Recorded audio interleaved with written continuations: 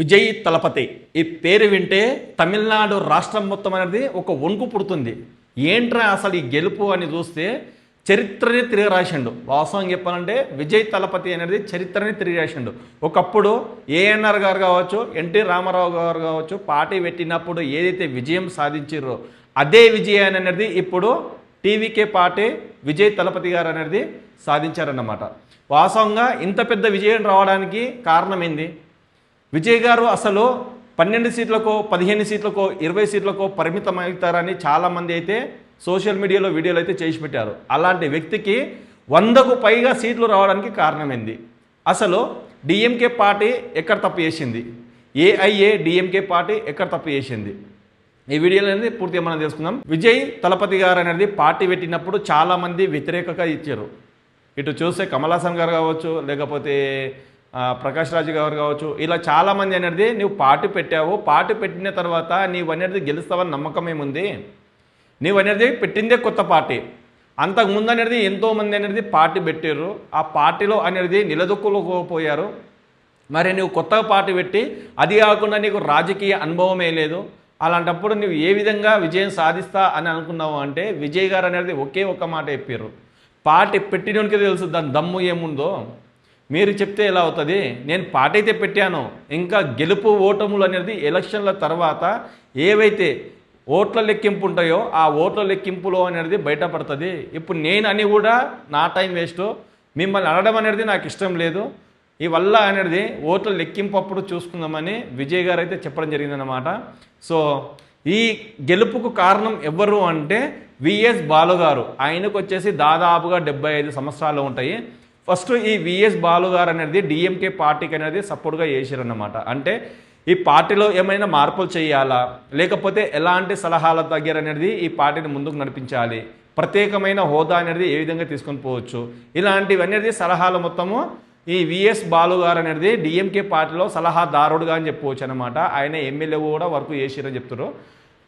ఈయన సపోర్ట్ చేసుకుంటూ వచ్చిండు డిఎంకే పార్టీకి. మరి డిఎంకే పార్టీలో అనేది స్టాలిన్ గారికి కావచ్చు, లేకపోతే విఎస్ బాలు గారికి కావచ్చు, ఏం జరిగిందో ఏమో తెలియదు, కానీ ఆ పార్టీ నుంచి అనేది విఎస్ బాలు అనేది బయటికి అయితే రావడం జరిగిందనమాట. దాని తర్వాత ఏఐఏ డిఎంకేలోకి వెళ్ళిపోయాడు. ఎవరు? విఎస్ బాలు గారు. దానికి వెళ్ళి కొన్ని రోజులైతే వర్క్ చేసిండు. సేమ్ ఇదే విధంగా అనేది పార్టీ గురించి అనేది చాలా హార్డ్ వర్క్ చేసిండు. అయినా కూడా ఆయనకు అంతగా గుర్తింపు రాలే. ఇంకా 2 నెలల్లో ఎలక్షన్ అవుతాయి అనే ఒక టైంలో విఎస్ బాలు గారు అనేది టీవీకే పార్టీలోకి అనేది అడుగుపెట్టిండు. అక్కడ టర్న్ అయింది. ఎందుకంటే ఈ రాజకీయ కోణాలు, రాజకీయ పరిస్థితి ఏ విధంగా ఉందో విఎస్ బాలు గారికి అనేది అన్నీ తెలుసు, పూసగుచ్చినట్టు తెలుసు. ప్రతి విషయం అనేది ఒక ముఖ్యమంత్రి గారికి అనేది సలహా ఇచ్చే సలహాదారుడు పార్టీలో ఏం జరుగుతుంది, ఎక్కడ లుసుగులు ఉన్నాయి, ఏం చేస్తే పార్టీని అనేది నిలదొక్కుకోవచ్చు, ఎన్ని సీట్ల దగ్గర మనం గెలవచ్చు అని ప్రతి అంశం కూడా అనేది విఎస్ బాలు గారికి తెలుసు. అది విజయ్ తలపతి గారికి అనేది పెద్ద ప్లస్ అయిపోయిందన్నమాట, చాలా పెద్ద ప్లస్. ఆయన ఆ పార్టీలోకి పోయిన తర్వాత అందరికి ఒక నమ్మకం వచ్చేసింది, ఇప్పుడు నెక్స్ట్ సీఎం కాబోయేది విజయ్ గారే, విజయ్ గారు అనేది 100% అనేది నెక్స్ట్ సీఎం కాబోతారు.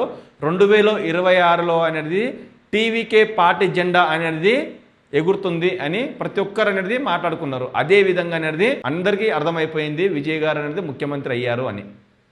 దీనికి చిన్న చిన్న కారణాలే. ఎందుకు అంటే ఇప్పుడు స్టాలిన్ గారు అబ్బాయి ఉన్నారు, సనాతన ధర్మాన్నే లేకుండా చేస్తా అని చెప్పిండు ఆయన. సనాతన ధర్మాన్నే లేకుండా చేస్తా అని చెప్పిండు ఆ పెద్ద మనిషి. అక్కడ హిందువులు అనేది తమిళనాడులో హిందువులు లేరా, ఉన్నారు కదా, వాళ్ళకు కూడా ఉంటుంది కదా. అరే సనాతన ధర్మాన్నే తొక్కేస్తావా, తమిళనాడులో ఇన్ని దేవాలయాలు ఉన్నాయి, ఇన్ని పురాతనమైన టెంపుల్స్ ఉన్నాయి, చరిత్ర గల దేవాలయాలను నువ్వు తొక్కేస్తావా అంటే మొత్తానికి అనేది తెలుగు వాళ్ళు లేకుండా చేస్తావు, ఇది నీ టార్గెట్. సరే ఈసారి ఎట్లా గెలుస్తావు అని వాళ్ళు ఒక కంకణం కట్టుకొని, అసలు మామూలు మెజారిటీ కాదు ఇది, నిజం చెప్పాలంటే మామూలు మెజారిటీ కాదు, ఒక రేంజ్లో ఊహించని రేంజ్లో అనేది ఆయన గెలిచిండు. విజయ్ గారు అనేది 2 చోట్ల అనేది ఎమ్మెల్యేగా నిలబడ్డారు, ఆ 2 చోట్ల కూడా ఎమ్మెల్యేగా గెలిచిండు. ఇది షాకింగ్. స్టాలిన్ గారు ఎక్కడైతే నిలబడ్డారో ఆయన అనేది 10,000 ఓట్లకు పైగా అనేది తేడా దగ్గర ఓడిపోయాడు.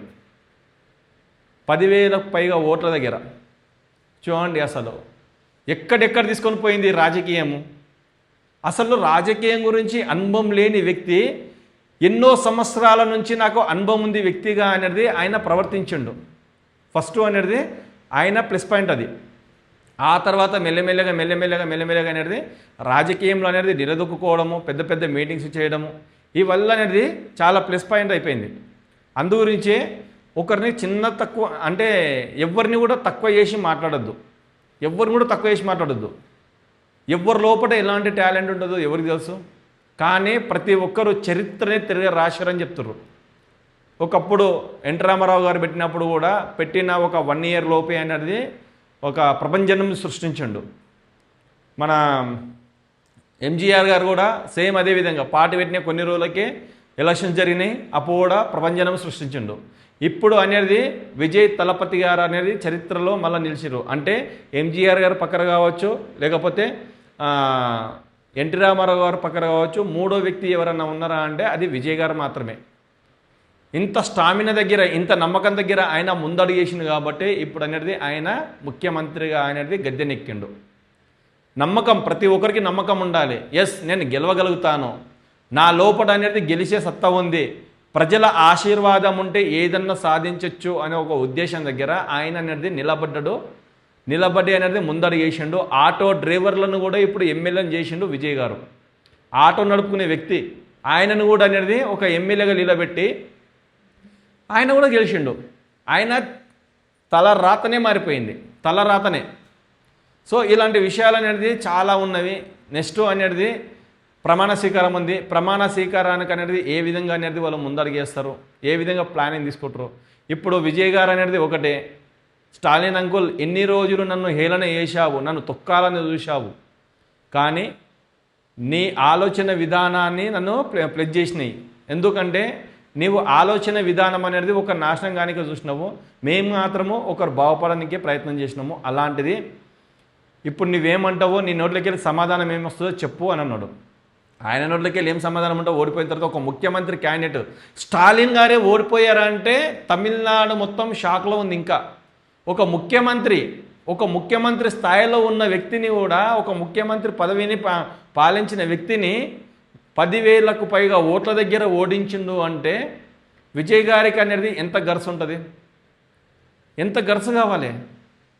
అది అనేది ఈయన లోపల నమ్మకాన్నే ఈయన అనేది ముందుకనేది తీసుకుని వెళ్ళింది. ఇప్పుడు మాత్రము మరి ముఖ్యమంత్రికి అనేది 118 సీట్లు కావాలి. 118 సీట్లు అనేది నాకు 107 సీట్లు 108 సీట్లు వచ్చినవి. ఇంకా కొన్ని సీట్లు అయితే కావాలి, మొత్తానికి ఒక 10-12 సీట్లు అయితే కావాలి. అలా కావాలనుకుంటే ఎవరి దగ్గర అనేది కలుస్తాడు, ఇటుగానే డిఎంకే దగ్గర కలుస్తాడు, లేకపోతే ఏఐఏ డిఎంకే దగ్గర కలుస్తాడా ఒకసారి చూడాలి. ఎందుకంటే డిఎంకే అనేది ఇన్ని రోజులు అయితే వాళ్ళే ఉన్నారు ముఖ్యమంత్రిగా, వాళ్ళే రాష్ట్రాన్ని పరిపాలించారు. వాళ్ళ దగ్గర కలిస్తే మళ్ళీ ఈయనకు మైనస్ అవుతుంది విజయ్ గారికి. ఆయన నచ్చకనే ఈయనని గెలిపించుకున్నారు. ఒకవేళ ఆయన కాకుండా ఏఐఏ డిఎంకే దగ్గర కలిసి కొద్దిగా ప్లస్ అవుతుంది. ఎందుకంటే ఈయనకి ఇప్పుడు సీట్లు కావాలి, ఎవరి దగ్గర ఒక దగ్గర పొత్తు కలవక తప్పదు. సో ఇదన్నమాట. విజయ్ గారు అనేది మామూలు విజయం సాధించలేదు, ఒక రేంజ్లో అన్నమాట. అది కూడా దళిత బిడ్డ అని అంటున్నారు.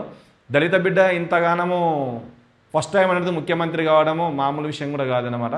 సో ఇది ఈ వీడియో మీకు ఎలా అనిపించిందో కామెంట్ రూపంలో అయితే కామెంట్ చేయండి. ఇంకొక మంచి వీడియోలో మనం కలుసుకుందాం. మప్పరుకుంటాము. జై హింద్.